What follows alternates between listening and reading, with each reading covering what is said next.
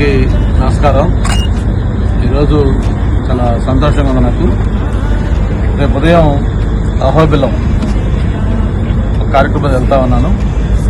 వెళ్తున్న సందర్భంలో నాకు బాగా ఆప్తులు, మా అందరికి కూడా బాగా కావాల్సిన వ్యక్తి సోదరులు బండ్ల గణేష్ గారు ఈ సంకల్ప యాత్ర స్టార్ట్ చేయటం, అది ఈ రూట్ ద్వారానే ఆయన యాత్ర సాగటం నాకు చాలా సంతోషం కలిగి, తప్పకుండా కలవాలి సోదరుడికి మన బెస్ట్ విషెస్ తెలియజేయాలి.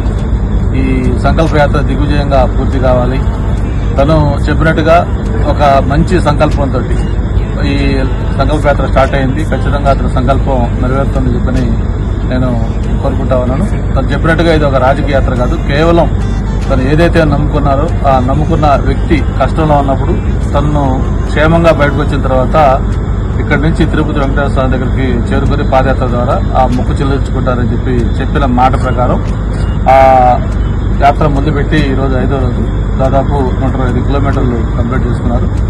ఈ మిగతా బ్యాలెన్స్ కూడా దిగ్విజయంగా పూర్తి చేసుకోవాలి. ఆయన సంకల్ప యాత్ర విజయవంతం కావాలని మనస్ఫూర్తిగా కోరుకుంటూ, జనరల్గా మనకు తెలుసు ఏదైనా ఒక కార్యక్రమం చేసేటప్పుడు భర్తృహరి చెప్తారు, ఆరం మెంబర్ నీచి మానవులు అని చెప్పి మనుషులు 3 రకాలుగా ఉంటారు. ఏదైతే ఒక కార్యక్రమాన్ని స్టార్ట్ చేసి దాన్ని కొనసాగించి చివరిదాకా విజయం సాధిస్తారో వాళ్ళు ఉత్తములు అని చెప్పని, అటువంటి ఉత్తముల కేటగిరీ ఖచ్చితంగా గణేష్ వస్తాడని నా నమ్మకం.